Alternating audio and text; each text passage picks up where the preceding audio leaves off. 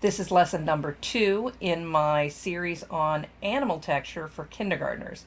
In this lesson, we'll be making a bird with a real feather.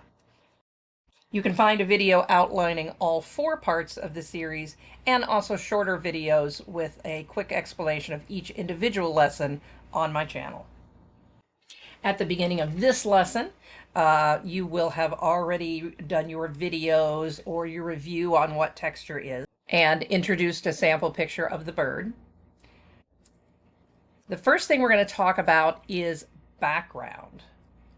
We need a place for our bird to live, and we're going to put that in the background, and the background goes in the back. For my background, I make a tree branch. When we talk about that a bird can live in a tree, but I encourage my students to draw any kind of background they want. And we have a little discussion of what are the different places that a bird might live. In a nest, in a birdhouse, on the ground, in the water. So my kids can make any kind of place for their bird to live that they want. Many of them do a version of this, and then I get a lot who just do their own thing. I want it to be pretty quick because I like this to be a one-day lesson, but you could certainly do a more elaborate guided drawing if you wanted to, and if you wanted to stretch this out. My lesson series is designed to have each animal just be one day and to have the whole series take 4 lessons. So there's my background. That is where my bird is going to live. When they finish the background, you can give them a picture of their bird.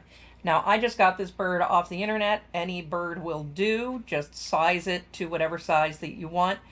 I'm using standard construction paper size, 9 inches by 12 inches here, but you could size it any way you wanted. I use markers on my background, and I'm going to use crayons on my bird, but you can use whatever coloring tools that your kindergartners are used to using. Sometimes I let them have markers at this time of the year. Sometimes they're not quite ready for that, but I usually have crayons and colored pencils. Forgive my wobbling camera as I color. My whole setup here is pretty slapdash. Okay, that's my bird. Now that the bird is colored, it's time to cut. Now, some of my kinders have no trouble cutting this. A lot of them do. And so what I will do, if they need help, is I will just draw a line around the whole bird so they don't get caught up in accidentally cutting off the tail or the feet. This series is designed to be practice for cutting, coloring, gluing, all the basic skills that a kindergartner is going to need. So don't cut it for them. Encourage them to cut it for themselves, even if their cutting is not going to be so great. Now comes the fun part. When you finish with your bird, I want you to bring it to me, and we're going to pick out your feather.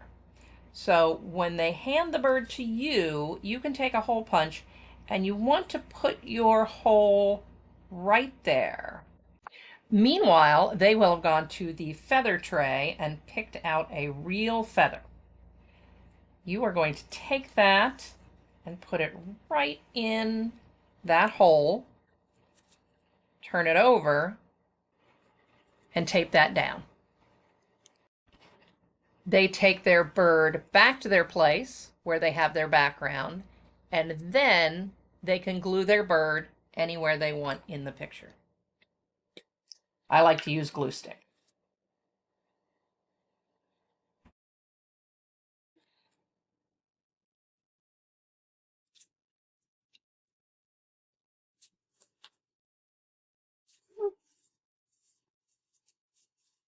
If you have more time, you can encourage them to add more details, more leaves, draw more birds, maybe a nest, or if we have enough time and feathers, I let them make another bird.